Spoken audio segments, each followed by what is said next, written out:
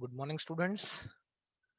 जैसा कि आप लोग बोल रहे थे कि सर रिएक्शन मैकेनिज्म का वीडियो बनाइए और बताइए, उसी सीरीज के अंदर अब हम लोग रेगुलर वीडियोस की पोस्टिंग स्टार्ट करेंगे। और आज हम लोग देखेंगे रिएक्शन मैकेनिज्म्स जितने भी पढ़े हैं उनका वीडियो।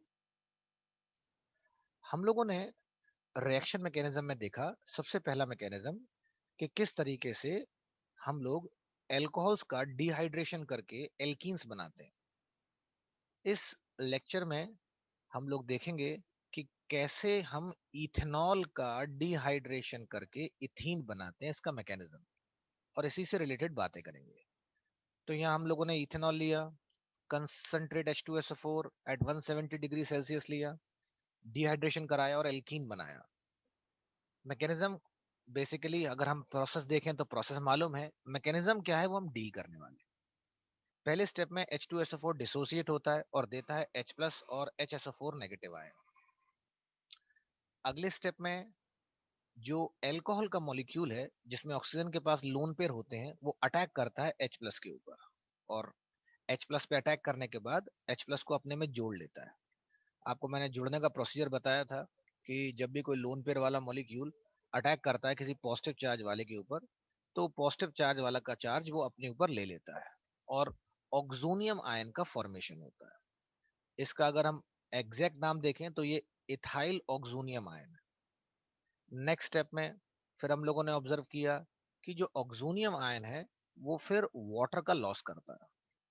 ऑक्सोनियम आयन से वाटर का लॉस होता है और कार्ब कैटायन का फॉर्मेशन होता है। ये इस रिएक्शन का सबसे इंपॉर्टेंट स्टेप है, ये इसका आरडीएस होता है, रेट डिटरमाइनिंग स्टेप।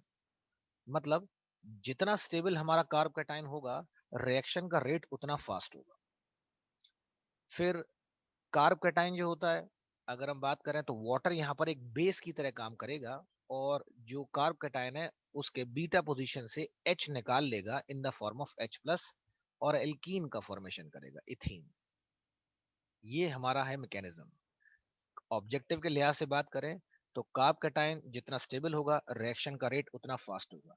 तो अगर वो अलग अलग एल्कोहल्स देता है और डिहाइड्रेशन के रेट कंपेयर करने को कहते हैं, तो हम कार्ब कैटायन बनाएंगे और बना के स्टेबिलिटी को चेक करेंगे। नेक्स्ट रिएक्शन मैकेनिज्म है वो है डिहाइड्रेशन। डिहाइड्रेशन एल्कोहल्स का और ईथर का फॉर्मेशन, ये हमारा नेक्स्ट रिएक्शन मैकेनिज्म है, जिसमें हम लोग इथेनॉल का डिहाइड्रेशन करेंगे और डाई इथाइल ईथर बनाएंगे। अंडरस्टूड है इस रिएक्शन मैकेनिज्म में क्या होता है? इस रिएक्शन मैकेनिज्म के अंदर इस रिएक्शन मैकेनिज्म के अंदर दो एल्कोहल के मॉलिक्यूल का इन्वॉल्वमेंट होता है। कंसंट्रेट H2SO4 लेते हैं एट 140 डिग्री सेल्सियस और ईथर का फॉर्मेशन होता है।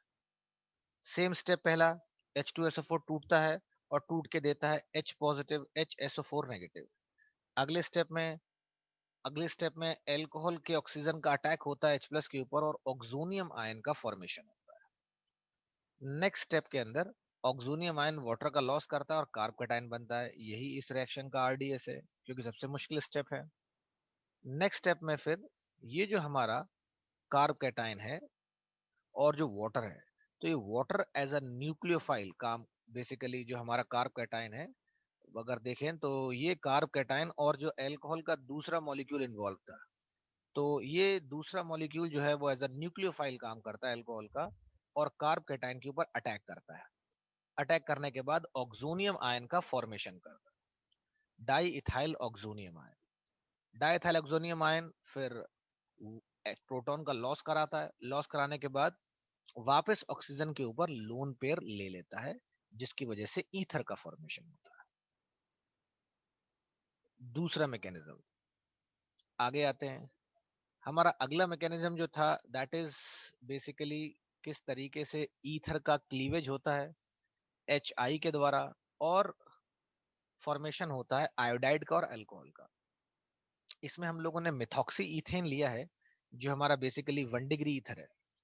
याद रखने वाली बात है, 1 डिग्री और 2 डिग्री ईथर का जो क्लीवेज होता है वो SN2 मैकेनिज्म से होता है, न्यूक्लियोफिलिक सब्स्टिट्यूशन बाई मॉलिक्यूलर। पहले स्टेप में हाइड्रोजन आयोडाइड ब्रेक होगा, HI का बॉन्ड हाइड्रोलिटिक तरीके से टूटेगा, H प्लस और I नेगेटिव का फॉर्मेशन होगा। अगले स्टेप के अंदर ये जो हमारा ये जो हमारा ईथर का मॉलिक्यूल है, इसका लोन पेयर प्रोटॉन के ऊपर अटैक करेगा, और प्रोटॉन पे अटैक करने के बाद आपका ऑक्सोनियम आयन का फॉर्मेशन होगा। अब इस ऑक्सोनियम आयन के ऊपर हमारा न्यूक्लियोफाइल आयोडाइड अटैक करेगा। अब या तो वो अटैक कर सकता है लेफ्ट वाले कार्बन पे, या अटैक कर सकता है राइट वाले कार्बन पे। अटैक बेसिकली उस कार्बन पे होगा जिस कार्बन पर मैक्सिमम पॉजिटिव चार्ज होगा और मिनिमम स्टेरिक हिंड्रेंस होगा। ये बात आपको थोड़ी ध्यान रखनी है। तो अगर हम ध्यान से देखें, लेफ्ट वाले कार्बन के पास स्टेरिक हिंड्रेंस सबसे कम है और प्लस चार्ज भी ज्यादा है, क्योंकि कार्बन ऑक्सीजन में इलेक्ट्रॉन नेगेटिविटी का डिफरेंस है। लेफ्ट वाले पे अटैक होगा, ट्रांजिशन स्टेट टीएस का फॉर्मेशन होगा। टीएस के फॉर्मेशन के अंदर बैक साइड से न्यूक्लियोफाइल अटैक करेगा, आयोडीन और कार्बन का बॉन्ड बनेगा, और कार्बन और ऑक्सीजन का बॉन्ड साइमल्टेनियसली ब्रेक होगा, आयोडाइड का फॉर्मेशन हो जाएगा और alcohol formation. Last reaction mechanism हमारा है वो है कि कैसे हम लोग एल्कीन का हाइड्रेशन करा के एल्कोहल बनाते हैं। ये बहुत इंपॉर्टेंट मैकेनिज्म है, ध्यान रखने वाली बात है। It is a very important mechanism. इसमें हम लोग एल्कीन को लेकर ट्रीट करते हैं डाइल्यूट एसिड से, और एल्कोहल बनता है। डाइल्यूट एसिड का मतलब एसिड भी है और वाटर भी है। तो सबसे पहले स्टेप में HCl का ब्रेकेज हुआ, H प्लस और Cl नेगेटिव बना। वाटर मॉलिक्यूल जिसमें ऑक्सीजन के पास लोन पेयर है, उसने प्रोटॉन पर अटैक किया और हाइड्रोनियम आयन का फॉर्मेशन किया। अगले स्टेप में अगले स्टेप में दो तीन चीजें साइमल्टेनियसली होती हैं। सबसे पहले H जो जुड़ा था हाइड्रोनियम आयन का, वो अपना इलेक्ट्रॉन पेयर वापस देगा ऑक्सीजन को और H प्लस के फॉर्म में निकलेगा। इधर डबल बॉन्ड जो है वो इस H प्लस के ऊपर अटैक करेगा, क्योंकि डबल बॉन्ड पे इलेक्ट्रॉन डेंसिटी ज्यादा है। अटैक चाहे लेफ्ट वाले कार्बन पे हो, अटैक चाहे राइट वाले कार्बन पे हो, दोनों केस में कार्ब कैटायन का फॉर्मेशन होगा। मैंने बताया था डबल बॉन्ड के अक्रॉस अगर आप किसी भी पॉजिटिव चार्ज वाले मॉलिक्यूल को जोड़ते हो, तो जिस पर वो जुड़ता है उसके बगल पे वही चार्ज आ जाता है जो वो लेके आया था। दोनों ही केस में कार्ब कैटायन का फॉर्मेशन हुआ है, इथाइल कार्ब कैटायन। ये इस रिएक्शन का सबसे इंपॉर्टेंट स्टेप है, दैट इज ये इसका RDS है, ये मुश्किल स्टेप है। अगले स्टेप में क्या होगा, ये जो कार्ब कैटायन बना हुआ है, इस कार्ब कैटायन के ऊपर अटैक होगा। इस पर अटैक करेगा बेसिकली वाटर मॉलिक्यूल। तो वाटर मॉलिक्यूल इस पर अटैक करेगा, इसको अपने में जोड़ लेगा, ऑक्सोनियम आयन का फॉर्मेशन होगा। नेक्स्ट स्टेप में ऑक्सोनियम आयन प्रोटॉन का लॉस कराएगा और वापस ऑक्सीजन के पास लोन पेयर आ जाएगा, और लोन पेयर आने की वजह से इथेनॉल का फॉर्मेशन। ये था मैकेनिज्म एल्कीन से एल्कोहल बनाने का, जिसमें इंपॉर्टेंट पार्ट है दैट इज कार्ब कैटायन का फॉर्मेशन। आई होप आप लोगों को समझ में आया होगा। इस तरह के और वीडियोस आपको जल्दी मिलेंगे। ऑल द बेस्ट, जय हिंद।